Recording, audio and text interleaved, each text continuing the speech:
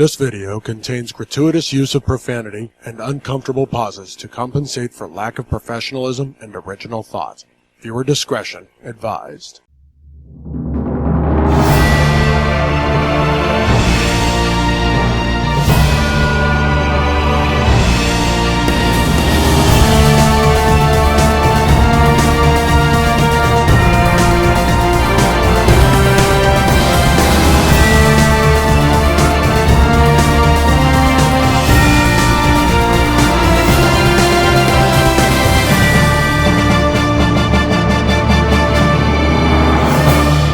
Coming to you live from KB Toys, we proudly bring to you the Nerdy Manroom show with your host, Hassel and Monster. And Monster, this week we're hitting a time loop. We're going back in time. We're going to the mall. We're hitting KB Toys, and we're going to go into the land of Toy Biz. Yep, we're going to discuss our top 10 Marvel Toy Biz figures, and realize Toy Biz did much more than Marvel, but that was kind of their namesake, and that's what really drove the market at that time. I think for every kid buying action figures at that time, Marvel really is what picked up after G.I. Joe and He-Man and everything else declined. So we will spend a little bit of time on that. But before we get to there, let's jump over and thank our sponsors, These Own Collectibles. You can find them on their internet at theseowncollectibles@gmail.com and on Facebook at These Own Collectibles, or in their store at 305 Main Street, Tifton, Georgia. Visit them for all your nerdy needs, from comics to Legos, trading cards, toys, games, and I'm sure they have some Toy Biz figures somewhere in there and more. They actually do. I've seen some of the Iron Man set, and it's been very hard not to purchase them. I had the same thing yesterday. I went to after we went to enjoy Free Comic Book Day and get a couple books. There's the vintage toy stores right next door, and they had several. They usually have much more Toy Biz in there, but I think they had went to a convention and they took a lot of stuff with them. But they did have one that I almost snatched off the rack to it because it was $10, and I was like, oh, I used to have that one and I don't anymore. But I will share that when we get to our list. But before we get there, make sure that you go out and support the Zone and help them support the local artist community by supporting their cause of bringing unity through community. Fandoms unite. And with that, we are going to skip Geek Week this week. We recorded just a few days ago. We're trying to get a couple out here before I have to go out of town and rule Cobra for a while and try and take over a couple more states. So we're going to jump straight into our focus topic, and we're going to go straight to Toy Biz. So Hassel, I figured before we jumped into the figures, we should probably share a little bit about Toy Biz, because I'm not sure how many people even realize what they were or know nowadays, because I didn't realize until we were researching this about how long ago they actually shut down. It's been over 10 years that Marvel has been at Hasbro now. So it's almost 15 probably. It's crazy that's how fast time flies, but educate the young lads out there who may be behind on the times. So a few of the things that I didn't know about them, they did start in Montreal, Quebec, Canada. They were called Charan. I'm not sure exactly how to say it. It's CHARAN Toys. They didn't rename to Toy Biz until 1988, which is the same time they entered the American market, because I completely forgot that they did a DC Toys line. Picked up right after Batman 89 movie, and actually used the same molds for Batman from Batman 89, but for everyone else it was old Kenner molds with new updated action features. They only ran this line for about a year. Apparently after they ran it for about a year, the license went back to Kenner, and there's some discussion that part of that might have been because Toy Biz actually signed a deal with Marvel in 1990 to be their exclusive producer of their action figures. So they ran figures from Marvel for many, many years on multiple lines. They had a Marvel Universe one that was kind of short-lived, honestly. But then they got into X-Men, which is what probably really blew them up the most. Well, it was Marvel superheroes to begin with. I think the Universe came later. Yeah. Marvel superheroes, you're right, it is. Marvel Universe was the smaller version figures, later on the 3.75s. But in 1998, they merged with Marvel because Marvel was going into bankruptcy, and this was one of the things to help them stay out of bankruptcy, was merging with the licensor for their toys, so they got that profit instead of just sharing it.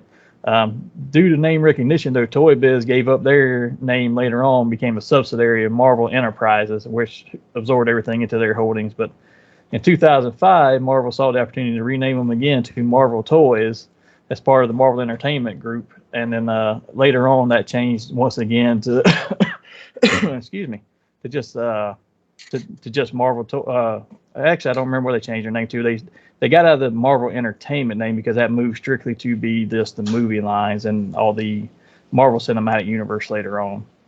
But Marvel did not get completely out of bankruptcy. So in 2007, they ended up filing full bankruptcy and ended up giving up their Toy Biz subsidiary. But before they did, when they were going through everything, that I guess they went back to Hasbro and signed a deal with Hasbro in late 2006, early 2007, and that's really the thing that killed, honestly, Toy Biz off. Wow. What's really funny, though, is even though they were still a subsidiary of Marvel at the time because of the whole bankruptcy thing, the Marvel home office had to pay the licensing fee that they broke. They had to pay somewhere between $13 and $16 million to Toy Biz because they closed the contract early.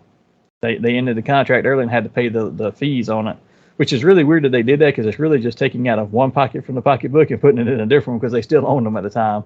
However, that did not help Toy Biz. They still ended up folding along with everything else before Marvel was sold to Disney and shuttered. But one of the things they did do is Toy Biz did try to stay afloat by going out and getting other licenses. They did a few others while they were doing Marvel too, like they did WCW and stuff. But the final licenses they had that I could find was TNA Impact Wrestling, which I was going to say didn't do a whole lot for them. And then they did a line that was very similar to Marvel Legends, but it was other publisher stuff like Madman and a few others. But they done the Build-A-Figure. Yeah, but they did That's not probably the sell best very well. They actually done, really. It probably was, but they didn't really sell. Yeah, nobody really knew what those characters were, so people really didn't buy into it, I think. But by this time, they were pretty much out of business. And with that, that's kind of a very brief history of them. You can find more on them on Wikipedia or anywhere else that has information on it. It's not hard to find. But what we're going to do is do our top 10 Marvel figures list that they made. And we decided to stay away from Marvel Legends just because that line continued on into Hasbro, and we don't want to muddy the waters by picking any we shouldn't. There's stuff that was already started at Hasbro that moved over or started at Toy Biz that moved over to Hasbro to finish. So we decided to stick with the classic toys that they made. As always with our list, at least for my portion in the Hassel, you can correct me if I'm wrong, but mine are in no particular order. I did try to, I say that they're in a little bit of an order of how they came, what lines they were part of, not necessarily by the ranking of who's number one or whatever, but I did try to keep them together as far as what lines they came out of and stuff. But this is a completely subjective list for both of us. Anybody who wants to chime in, talk about any ones we talked about, we'd love to hear your opinion. Or if you want to share what yours were, we'd love to hear that as well. Yeah, mine are totally all just like favorite to play with at the time. Yeah. And I'll be honest, I didn't realize how hard it was going to be to narrow this down to 10 figures. Dude, it was so hard. Because I have like 13 honorable mentions. Yeah, I have like, I have close to that too. I was like, it was so hard. I mean, it was like crazy. I still have 10 runner-ups or honorable mentions, and that's after cutting like 7 more out of that I just forced myself to cut. Yeah, I had to stop at a certain point. I was like, "Oh shit, I forgot about how much I love playing with this." And looking them up was so difficult too because there's so many lines. It's like the sub lines and subsets. I was like, I know they made this figure somewhere, but where's it at? And they had so I many went into subsets. many a rabbit hole for about 3 or 4 days there. My wife kept looking at me like, "What are you doing? Get off there!" Because she knew what was going to happen next. Same thing here. eBay was coming next. So why don't we start this one and do the honorable mentions? And we won't spend a ton of time on these. For anybody who hasn't been here before, we do a top 10. We go back and forth with each other.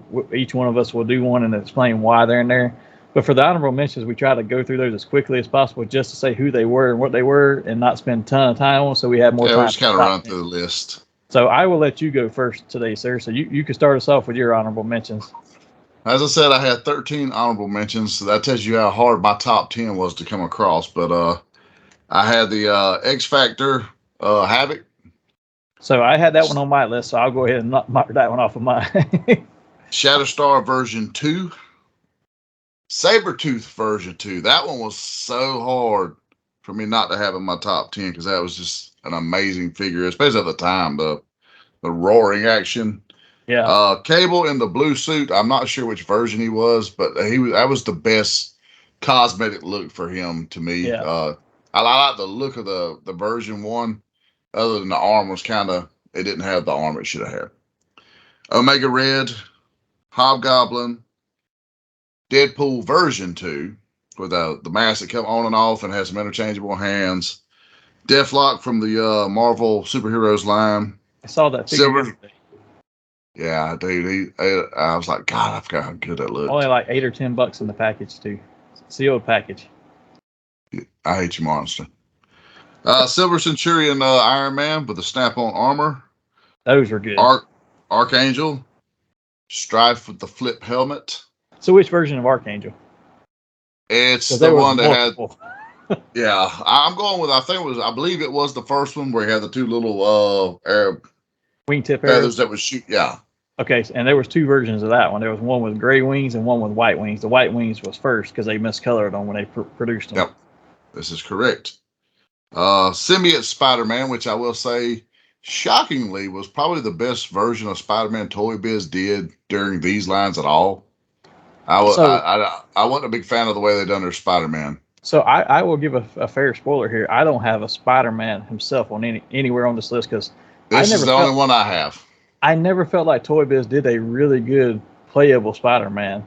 They did a couple that looked okay here and there. And when they got to Marvel Legends and stuff, they started doing better. But in these older series, even in the animated Spider-Man series, they were not greatly done. They went too much on the focusing on the hands being like this, or having something that would shoot out of there, or a damn suction cup to a leg. Something of this nature that they was like. The very first one I remember buying was the one where the arms are straight out to the sides. I think it was in the Marvel Heroes line, and you put them on the zip line one way or the other. Yep. There was no playability to him other than the zip. That's why the symbiote one to me was the best one, because he actually had hinge arms and they could kind of move around. Yeah. But his chest was too thick. I forget what kind of action he had. It was something with the chest. The black, you're talking about the black costume symbiote one, right? Yeah, because he had that chest piece that came out. He was the best looking one and playable one at the time, except for his chest was like, the rest of his body was slim and the chest was boom. He had that Rob Liefeld Captain America pose chest. Yeah. That was the killer for him. That's the way to put it, yes. And my final to round up my honorable mentions was the Age of Apocalypse Magneto, whose body they stole from Mimic and Morph and a few others, but yeah. Yeah, so I will share my runner-up now. I had, and again, I tried to group these together, so I'm going to do the X-Men one first. Forge from the X-Men. I didn't care about that character at all until they made the toy, and then I actually got into the character and went back and learning more about him. I knew he was there and who he was, but I didn't really know his history until after that. At the time, I was a sucker for anyone that had a robotic arm, leg, anything. And apparently, I didn't even remember this. There was two versions of him. One had a brown holster, which was the main line one. The secondary one they made had a yellow holster because they colored it to match the uniform. And there was less of that one made. I had the brown one as well. Now, I will say his gun broke off very easily, though, for anybody who had him. I have Morph from the X-Men. He was from Series 6 in 1994. He was the animated version. Had the multiple heads you could swap out, which made it really cool. I still have that one mint on card. That's a great one. One that I saw yesterday, and I almost bought it for $10 still in the package, Cannonball from the X-Force line. And he had the pink uniform. You remember they made the dark purple, and they made the pink. The pink was rarer than the dark purple, but the pink was more comic accurate color. He didn't have a dark purple uniform. He actually had a pinkish, purplish uniform. And I had that one originally, and then when I sold a bunch of stuff off when I was moving one time, he was loose and he went with it, but I almost bought him in the package yesterday just to hang him on the wall again. Sunspot from the X-Force line, where he had the red and blue outfit, was another one that I had on my honorable mention. I had Iron Man in the modular armor from Iron Man Series 1, the animated ones. This is where you can snap on the extra pieces. The only reason that one did not make my top 10, although I thought that was a great looking Iron Man, is the holes in the chest when you took the extra armor off was so off-putting sometimes. Like the holes. The only two that kind of got that right was Silver Centurion and War Machine. Yeah. They kind of did a fair job of masking those a little better. Yeah, the modular armor Iron Man did not, and I picked him over War Machine just because I like that armor better. From the Ghost Rider line, the Ghost Rider Ghostfire Cycle, which is the one that had Danny Ketch with his bike. Yep. Now, the Danny Ketch in the single carded pack was better looking and had more accurate colors, but I can't have Ghost Rider without his bike, so that kind of put him off to me as far as that's why I chose the one with the bike. I still have him and the bike. I have Exploding Johnny Blaze Ghost Rider. I had that one too. I got Zarthos and another one of the villains. I forget which one he is now. He was like the Sasquatch looking one, and I should know this guy because I'm a huge Ghost Rider nerd. I still have them mint on card. And I believe I have one Danny Ketch mint on card still. Nice.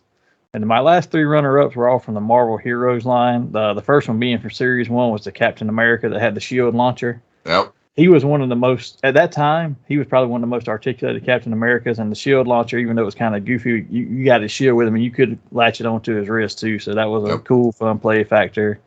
Mr. Fantastic from Marvel Heroes Series 3, where he had the extending limbs where they were all pegs and you could pull them out and actually make his body look like he extended.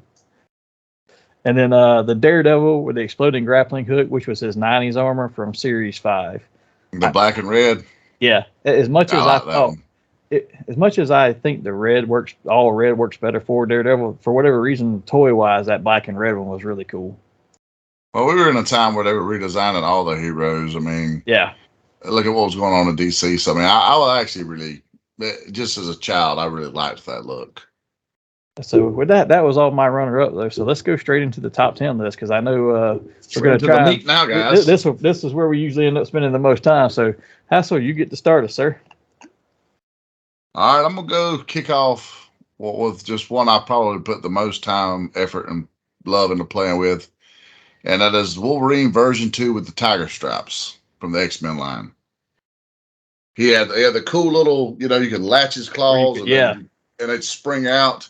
He had mobility like the other one. The first one in the Brown and Tan outfit had that little goofy flip mask. I was never much of a fan on those. This one I was it just looked more comic accurate, looked like the show. I love it. So Wolverine did not make any of my list, but I will say I was always a bigger fan of the brown and tan uniform, and I loved those claws locking into place. He didn't make the list because there were so many others, but I'm going to kick mine off since you started with X-Men stuff. I'm going to go the opposite direction and start with some of the other ones, and I'm going to start with the Marvel Heroes line. And I had Iron Man and the Quick Change armor, which was that bulky 80s armor he had. Yep. That was my absolute favorite Iron Man armor. And yes, he looked a little bit weird because the armor was so big and you put on, it was very rounded off. But how crazy did the chest look when you took that off and that's the only part of him that's exposed as flesh? Yeah, it was really weird. But for whatever reason, that was the first Iron Man I thought, because I love that armor. I was like, this is a really cool Iron Man. I can have fun playing with him. So that he makes my list just for that reason.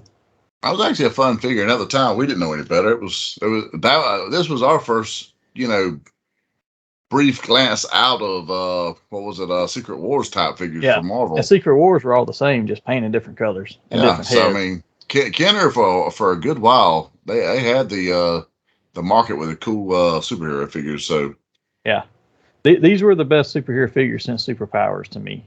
Yes, absolutely. So who you got next, sir? The War Machine with the snap-on armor.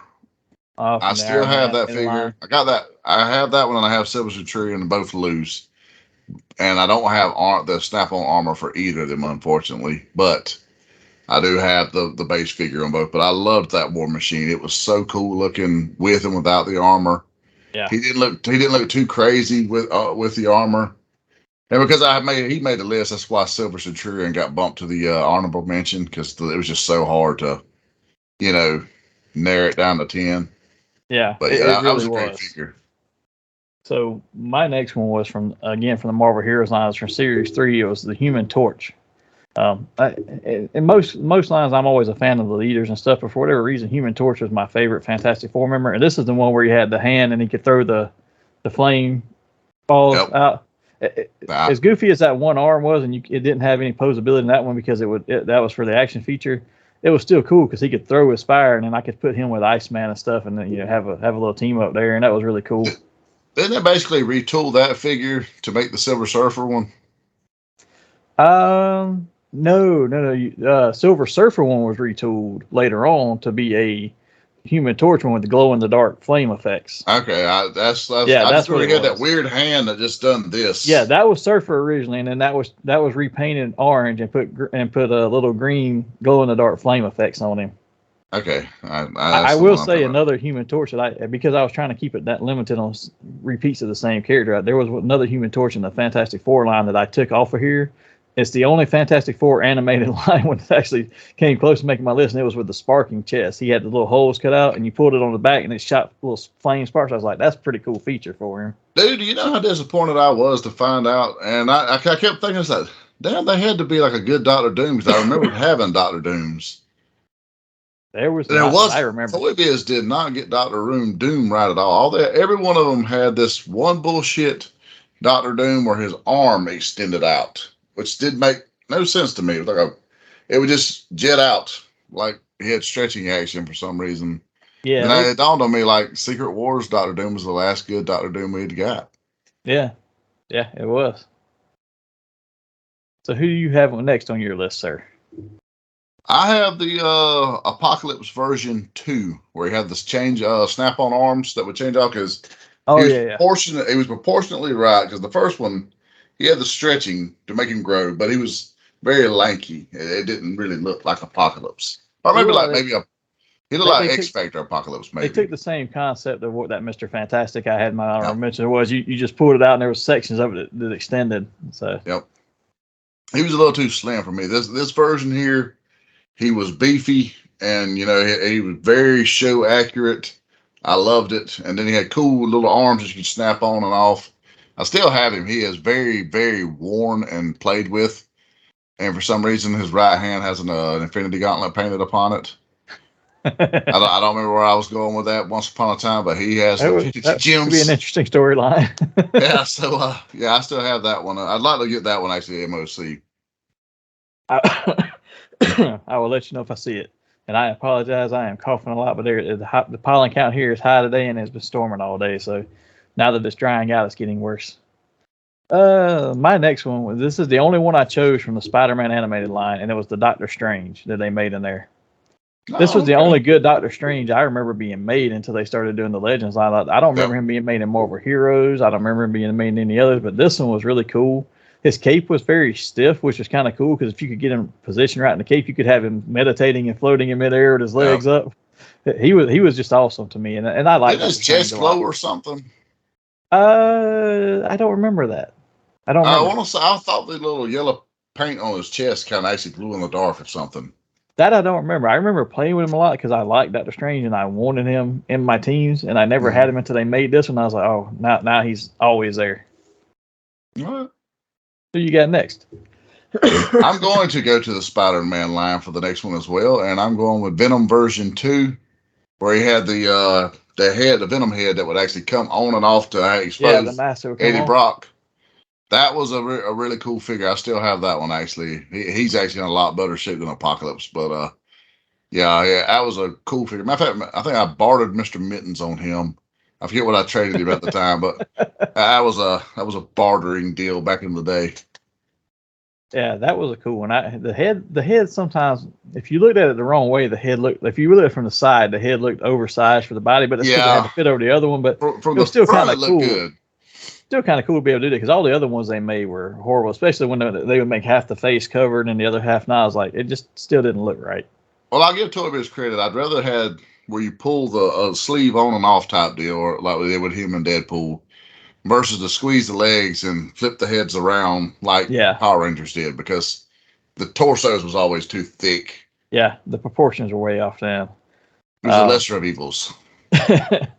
So my next one, actually, I'm going to jump over, and this is the only one I had from this line, and I almost forgot it even existed, except for this one figure, was the Silver Surfer Space Racers line, which was from the Silver Surfer animated series. And this was the last run of the figures they made. They called them Space Racers and gave them different little things they could either do or ride on, and it was the Richard Rider Nova. He was extremely rare, extremely hard to find from that set. He had like a little... They gave him the little cloud thing that they had for Mean Streak and Quicksilver from X-Men, but they put a little where you pulled it back and then it would shoot forward into it versus just riding on it like they're kicking up dust.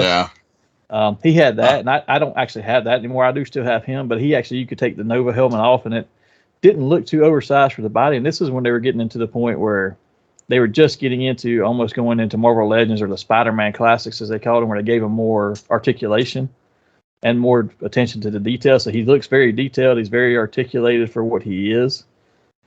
He had a lot of playability in that aspect. Now, at this point in time, I was kind of out of just playing with him. I just wanted to collect them, but I did open him up and set him up in a display.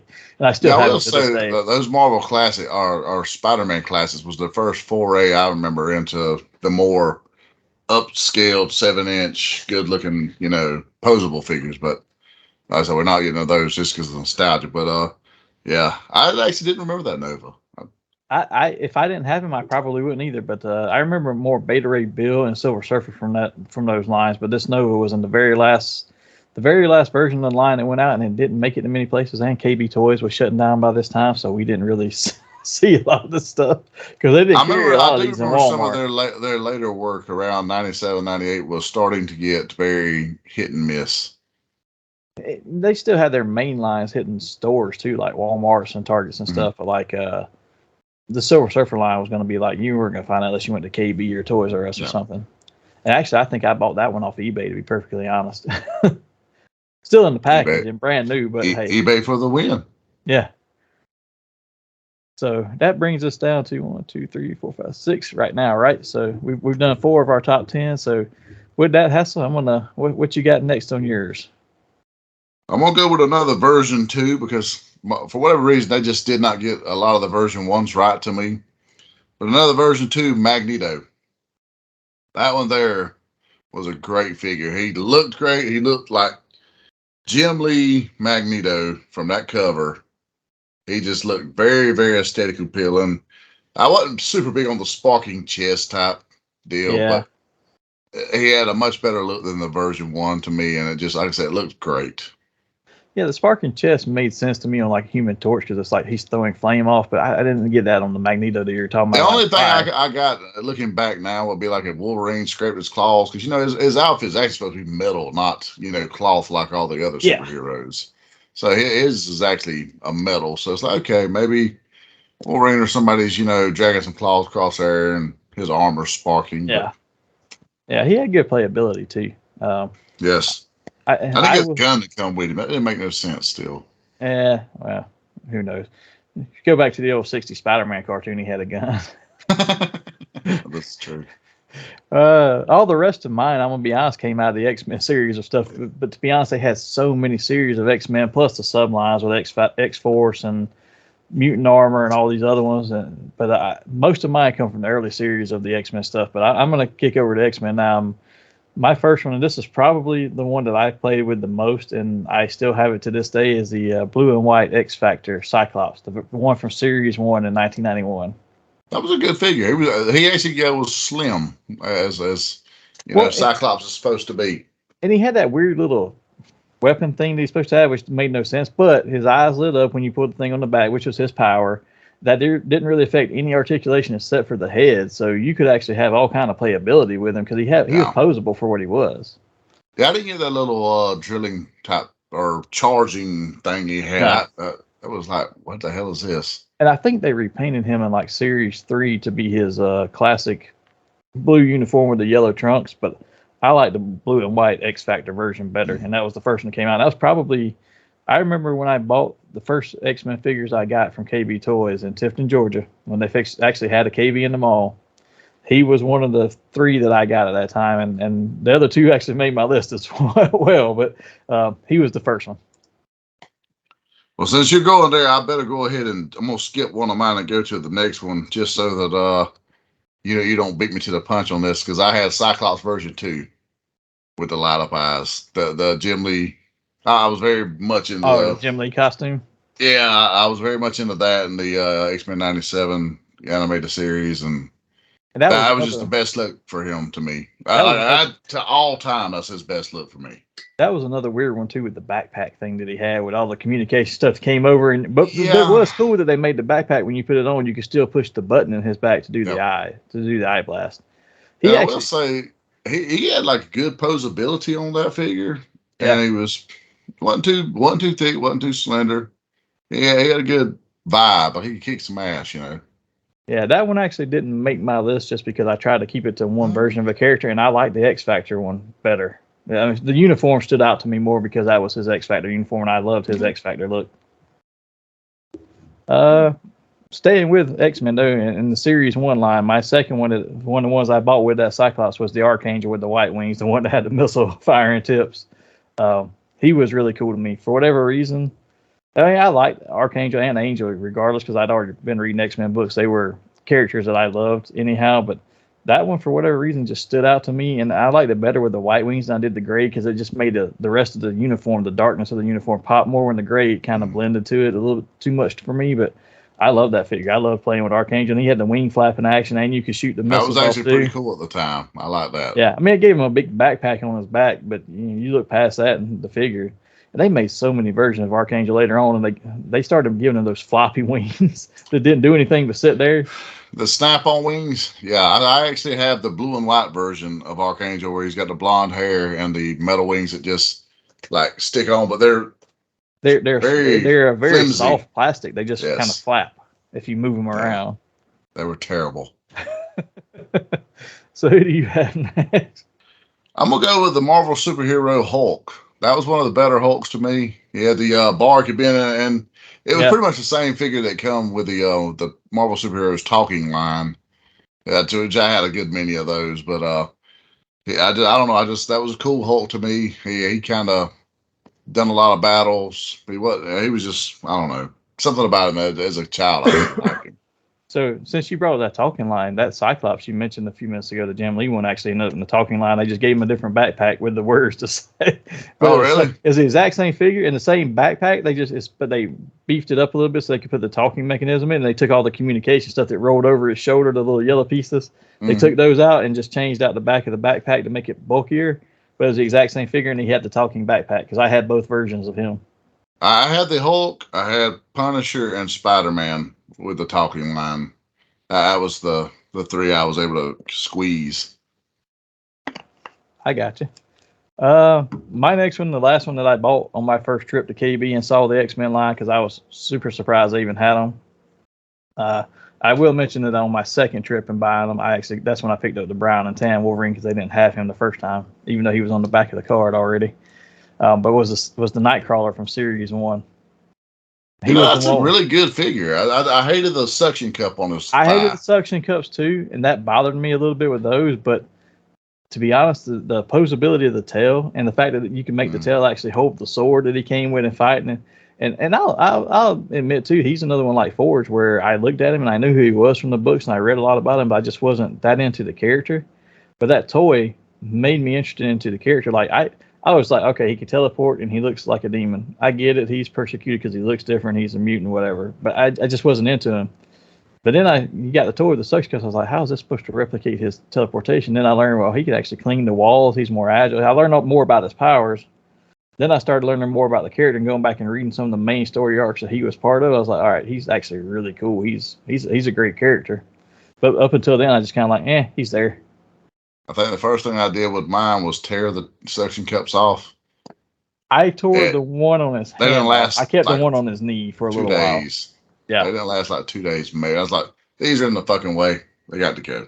He had great playability other than those being in the way. But I would admit, I took the hand one off almost immediately. I took the one on his leg off later on because he had two. He had one on his hand and one above the opposite knee. Yeah, just like the Spider-Man, those weren't playable, but as soon as I took that off, I was like, all right, I can have more fun with this guy now. And then I started learning about it. He's pretty good flexibility and posability, and it was pretty fun. A lot like the Gambit from that line. Like, you took that little shitty coat they put on him off, which would have been so much better if he didn't have a molded neck collar. Yeah. But once you took that little, whatever the hell that atrocity was off of him, he was a very fun figure as well. So he was the one that I had to force myself to. He was one of the ones that I had to force myself to take out of my honorable mentions because I did like him, but I was like, all right, I need to take some out. So he fell off. He fell off my list like that too, and that was 98% of it was that damn jacket. The jacket and the kicking action. And if that kicking action thing actually broke, because mine did, you're done for. He became a one-legged bandit. He was a rocket. You couldn't get the leg to stay down, and it would just pop up on its own, and you couldn't play with it. I was like, all right, yeah. He was always running because he had that knee. You could bend the knee, and he was always looking like he was running. I just kind of kept one knee bent down, so he was like always doing this skip. Yeah, exactly. Oh man. Oh, so who did you have next before I laughed myself too hard on that one? I'm going to go back to the Spider-Man line and Carnage. That first Carnage was really cool where he had the snap-on snap-on like pieces. blades and, the two pieces that come out like the Predator thing was really cool. The one, Scythe was cool. And then he had the one just like the symbiote itself. I don't know. I was really, really into that figure. And I think I still have that one somewhere. So I have to go back and research it more. But when those first came out, That one was a very popular one, but I think that some of the major retailers like the Walmarts and stuff had some kind of issue and started pulling them from the shelves because people were saying that you've got a Spider-Man made out of blood and he's got all these actual weapons and stuff. So the major Really? retailers ended up pulling him, I believe. And there was some big, same thing like, oh, Lord Zed's too evil looking. He's too menacing. So it's bothering the kids. And they're like, oh, is he made out of blood? And because he was red and black. So they pulled him from the shelves and the major retailers. Now the others still, like KBs and stuff, could still carry him. But and I don't think it was all Walmarts. I think it might have even been a local thing. But I remember some issue and some snafu, for lack of a better term, about that because of how he looked and what he was. I actually had all of his accessories up to a couple of years ago. Like, so I'm pretty damn positive I still got the figure himself, but for some reason I don't know what happened, and this has been probably in the last 10 years. Somehow, some way, the Snap-on accessories have just poofed. It was hard to keep accessories back then. Now, if Well, I was used to have this tackle accessories, box that literally had nothing but accessories, hands, all this shit in there, and belts. And I don't know, somewhere, some way, when I bought this house here, it in transit, it just vanished. So I got to the point where either if I still had the box for him, if like now, if it's a Marvel Legends and I'm keeping the box for it for any reason, like if I have to move again, it's easy to pack them up that way versus trying to lay them out and protect them and all. If I keep the box, I just keep this extra accessories in the box. But for a while there, I got to where if I wasn't keeping the box, I'd get a Ziploc bag, put the accessories in, and get one of the ones you can label, and I'd label who it was for. Like it was a whole process. I have several sandwich bags laying around here in various places, but that's the problem. I put stuff in tubs. So it's like this random, like, what's in this tub?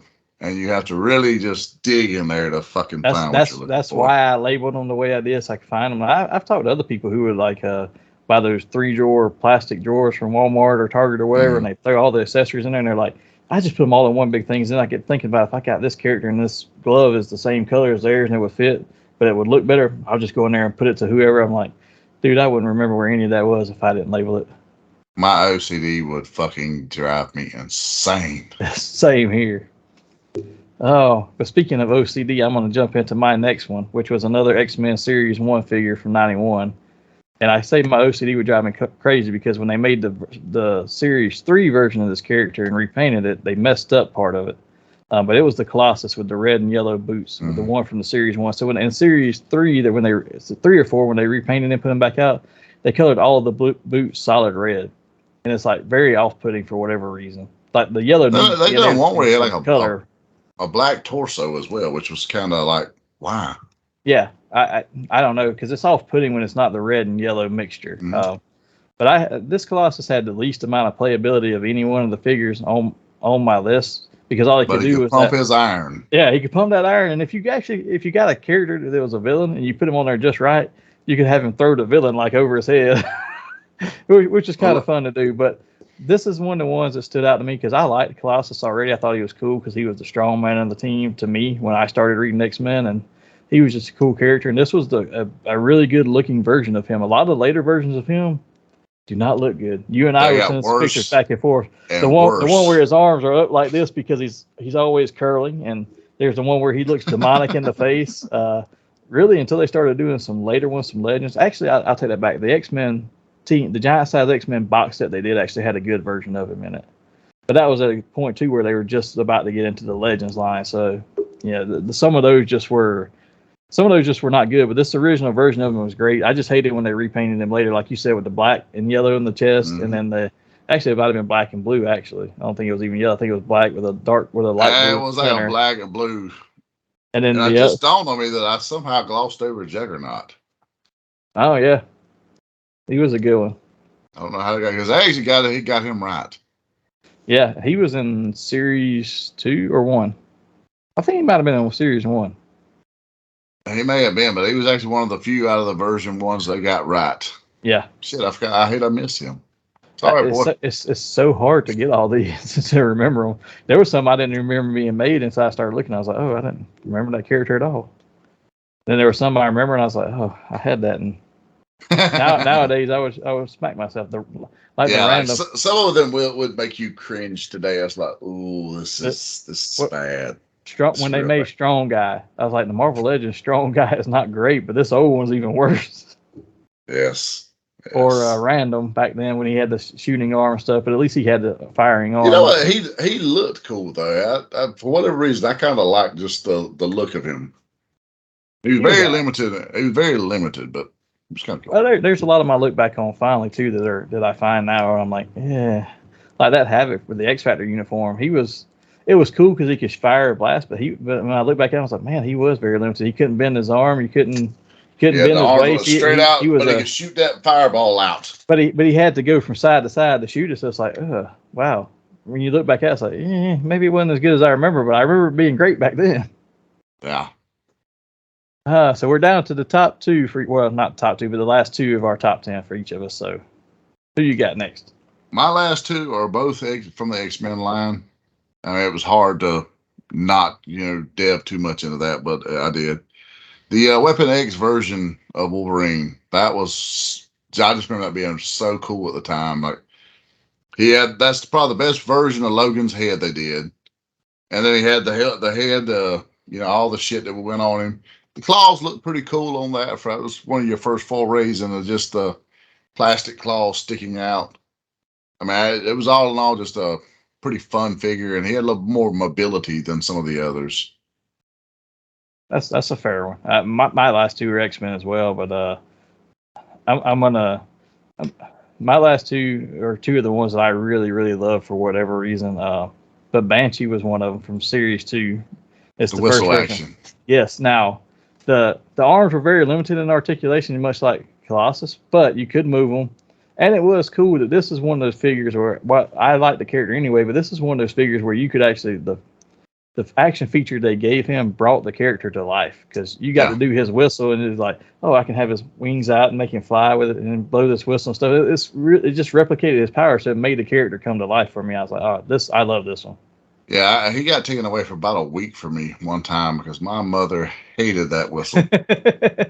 I was in there playing. It was so high pitched. Yeah, like apparently she had told me to stop, and I didn't hear her, and she thought I'd been defiant.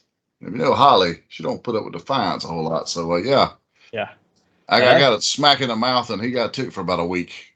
That's one that I passed up on buying him in the package several months ago. It might have been last year sometime. I saw him in the vintage toy store, and I passed him up because they wanted 15 for him, and I was getting some other stuff. And I was like, I'll pass it for now. And I went back, and I was like, there's nothing else here. I'm gonna go get that, and he was gone. So I was like, dang it.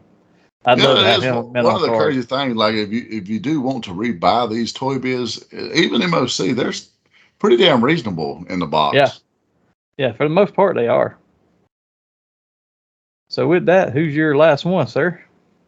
Staying with the X-Men line, the Bishop. Oh, that was a great figure. That was just such a cool figure to me. He looked great, and he could do the little, quick action for the holster, but it didn't affect, like, I liked the action features as long as it didn't affect the play. Yeah. His actually made it cooler. Yeah. And I like the fact that his was actually, when you put his arm back, his gun actually folded over on the little peg. So for one, you didn't have to worry about like Forge when he pulled his gun from the holster and all of a sudden it breaks off and goes flying across the room. You can't find it to glue it back on. Yeah. And it made sense because he's pulling the gun from his back. So it's got to like come over as he pulls it. So it looked really cool when he did it. That was a badass figure to me. It was really, really cool. And I had it up until a little while back, and it's. So I actually saw that one Memento card yesterday, but it was not on the X-Men card. It's on the later card where they did like a reversion of all of them. They were just doing Marvel Universe or whatever. And they were putting them on different card backs. So he's on that card back, but he's still on the card, and it's that same figure. Well, I want to say on the Marvel Universe backs, they had like Spider-Man or Captain Universe Spider-Man or some shit like that. Yeah. I know there was some stars and stuff. Yeah, so I saw that version of him. And my last one is one of my absolute favorite characters back then anyway, and this version of him looked like I expected him to from cartoons, comics, and everything else, and has super playability to me, but it's the Iceman, the color-changing one from X-Men Series 3 in 93. That one was so hard to keep off this list. And the only reason I went and didn't put him on there, I said, Monster's going to have this. I know it. So we'll get to talk about him. I love the character, the playability, especially since he had his action feature was the old cool feature where you put him in different temperatures and he changed his color. So that didn't affect any play. The slide that came with him, just to have the Iceman slide that he rides on, made it so cool because he could be riding around on the slide and doing stuff. And they'd made so many Iceman later on where they bulked him up and they put different crystals, different heads on him, the Age of Apocalypse looking stuff that was cool. But this That is was the one actually that's pretty neat. He had the snap-on hands. A lot of those were was when they got into the more accessories, and that was pretty cool. They The were white cool. one didn't hold up as well though, because if you've seen any of those, they all get this nicotine yellow look to them. Yeah. Yeah. I've seen that. And the only reason I choose this one though is just because going back and watching Spider-Man and His Amazing Friends, reading it in the comics, this is how he looked. He didn't have all that extra bulk and the ice stuff that you snapped on until the late 90s. He didn't have that stuff. So this was like my version of Iceman, and he was fun to play with. Unfortunately, I passed up on him too at the same toy store. They had him for like $18 in the package. I mean, he's a little more expensive, but fun fact on him, I never actually had him in the package. No. I got it I ordered him from the Sears catalog. So my grandmother ordered she was like, what do you want for Christmas? And you circle stuff in the Sears catalog. And I had good grades at school and had done some other stuff. She's like, all right, so I'll buy one early. So we'll call them, which one do you want most? And it was a 4-pack. And they just came in a cardboard box wrapped. Each character was wrapped in a little plastic piece inside the box, but they didn't send them to you mint on card. But it had Iceman. It had the saber tooth where he would open the mouth when you squeezed the arms together. Yeah, the version 2.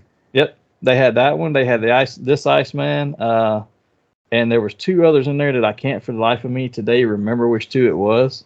Might have even been Forge. For some reason, I keep thinking Forge because I don't remember the packaging on Forge. So I think he was the 3rd in there, and I don't remember the 4th one. But those 4 came in a little cardboard box when you ordered from. So I never had him on package. Toy Biz was kind of the king that if you get an exclusive, it was going to come in this little square cardboard, because I still have like Morph and Havoc.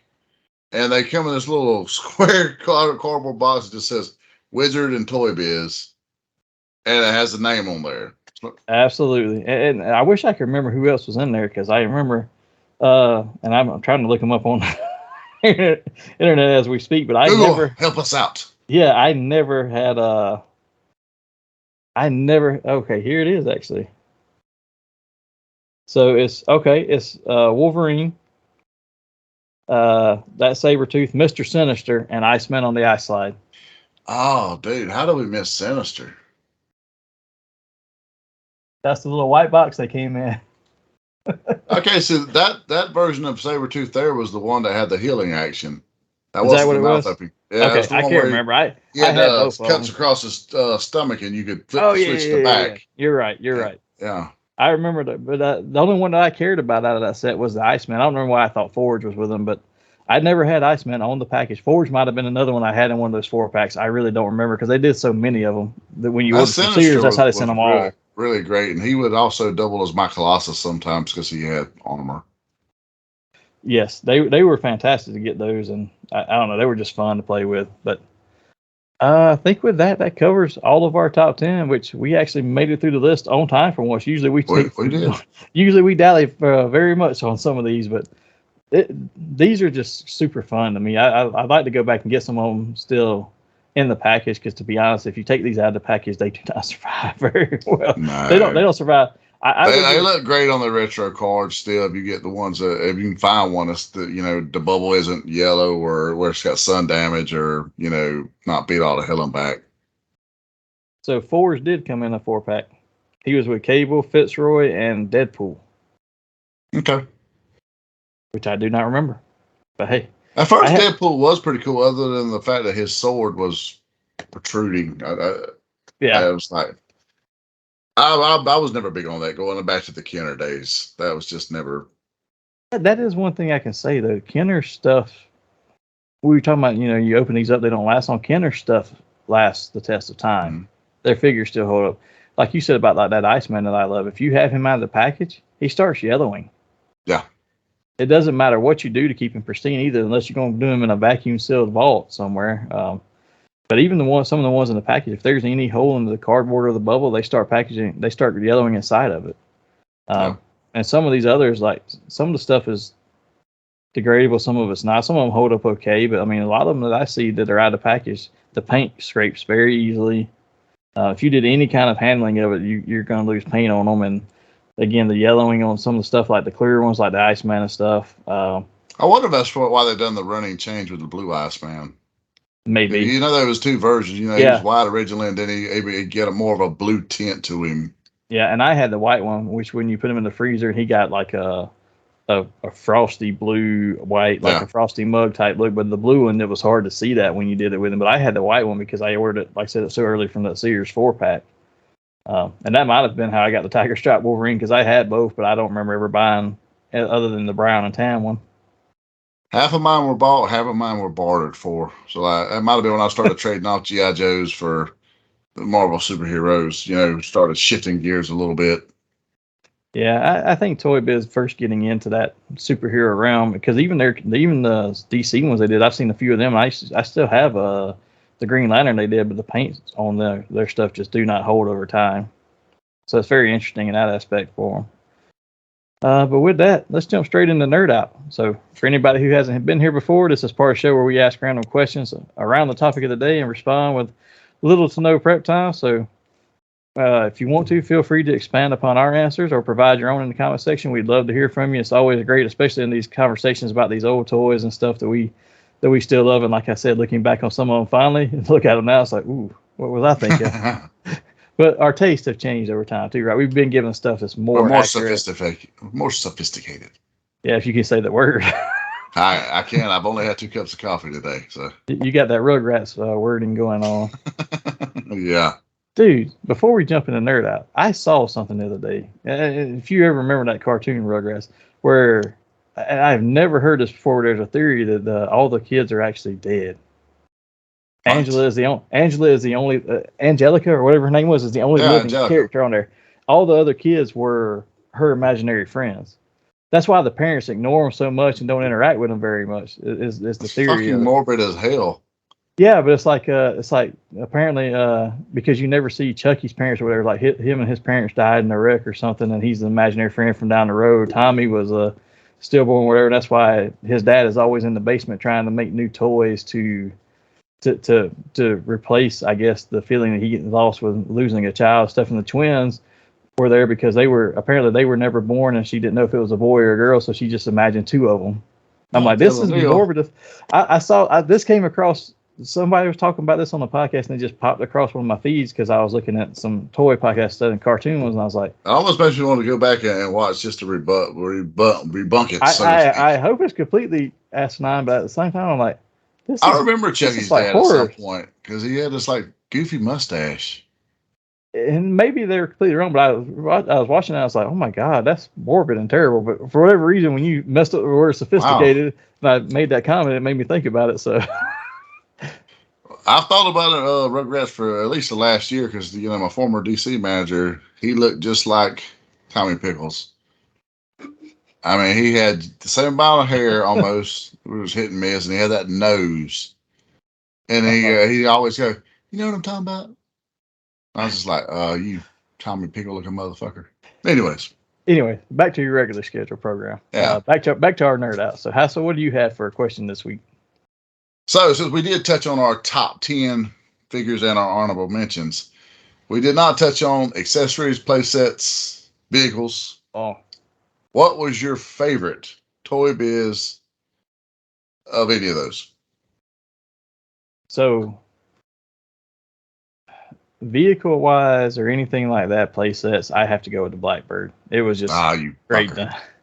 I will say, if you go to like an accessory, something that came with a character, I go back to Iceman's Ice Slide because we never got that stuff before. You had to imagine that, but I was like, oh, that's really cool. You gave me the thing for him to stand on and he rides around. So yeah, you always got it with Silver Surfer. You got a board, but you never got an Ice Slide with Iceman until now. I was like, wait a minute, this is great. But other than if you're talking vehicle and play sets and stuff, then it's got to be the Blackbird. There was nothing else. Oh, hands down. The only thing that comes semi-close to it at all was the Punisher van. Was pretty cool. That one was cool. I'll give you. But the Blackbird itself, it was like, I remember we went into Walmart and like it took me a solid 20 minutes to convince my grandmother to buy this for me.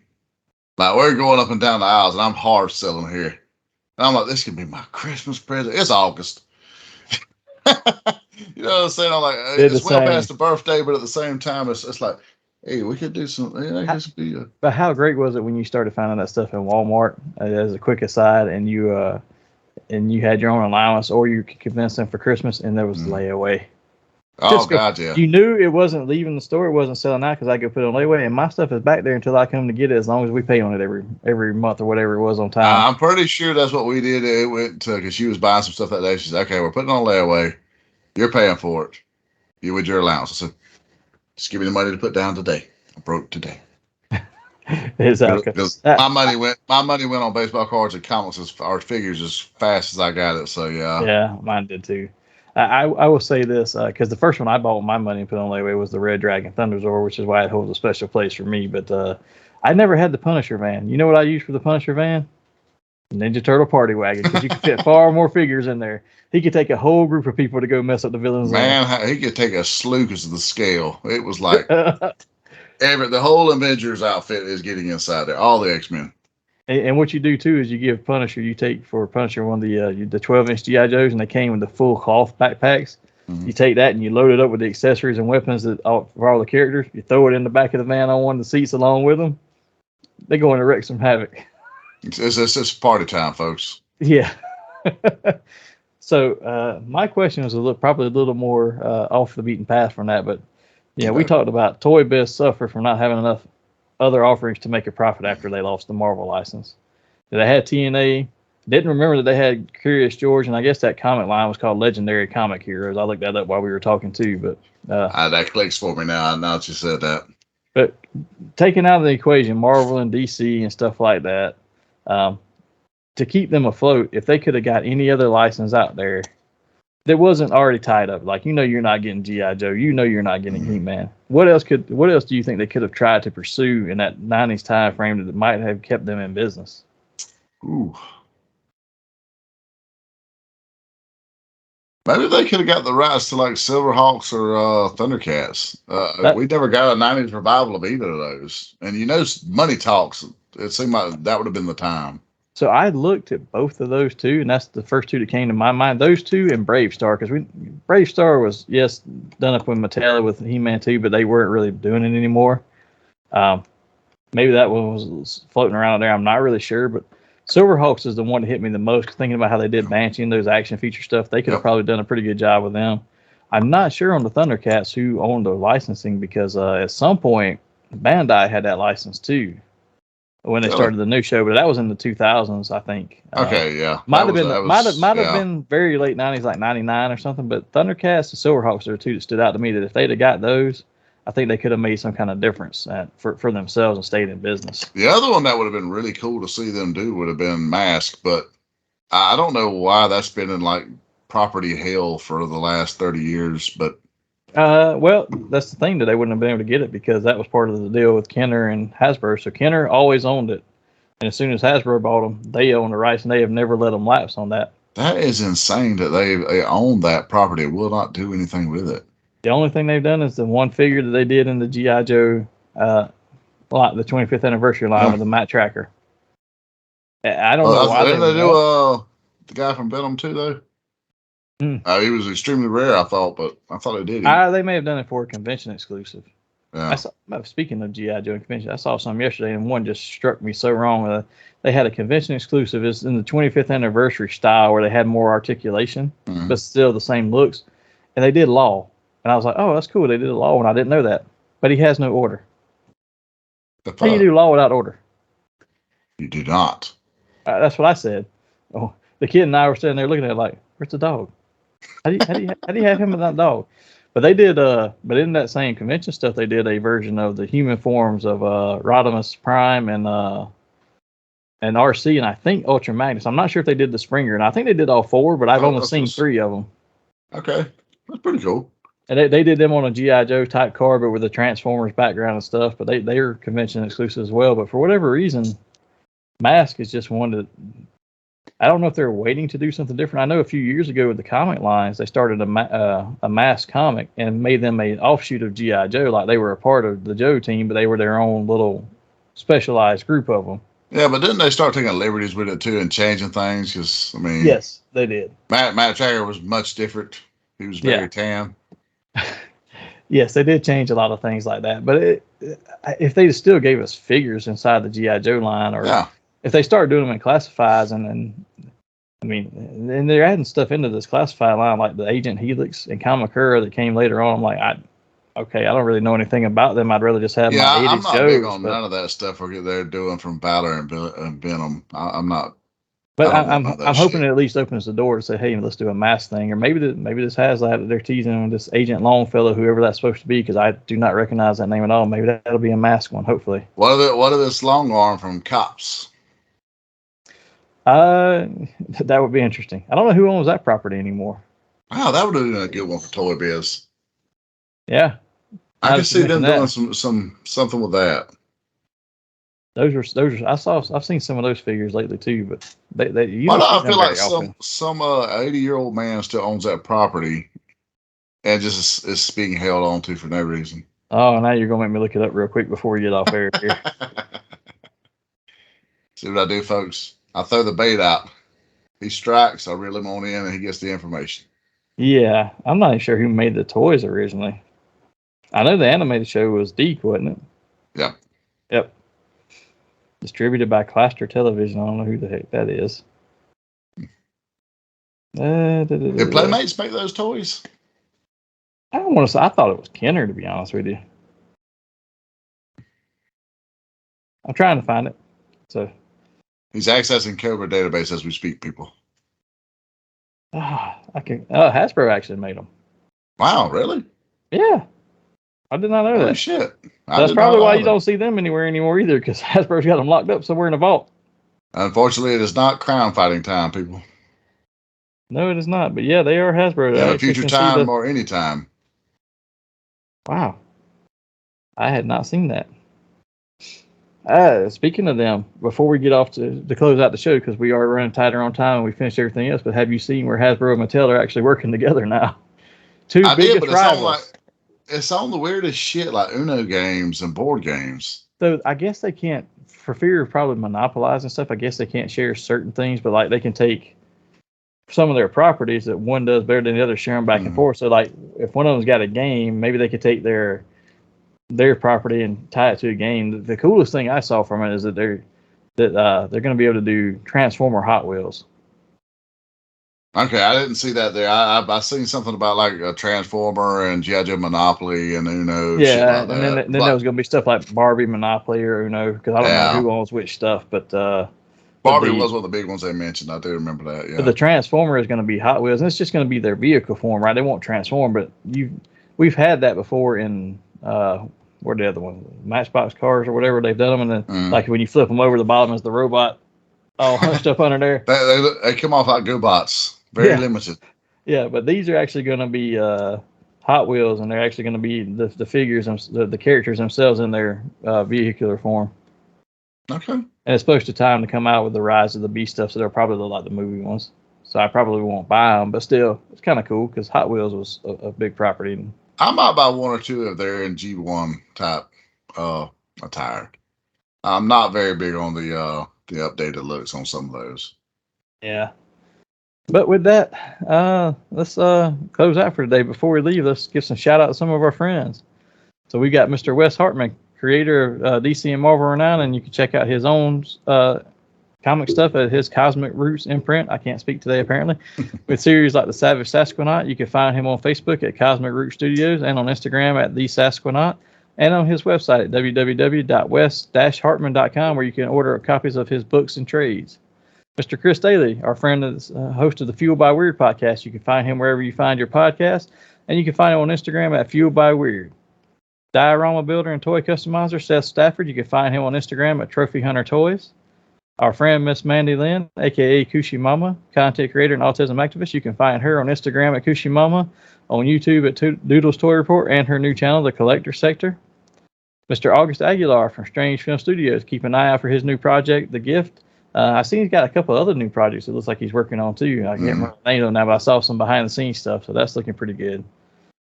Check out Mr. James B. Jefferson, creator of Warrior Island. You can catch updates on the comic and movie adaptation at his website, warriorisland.com.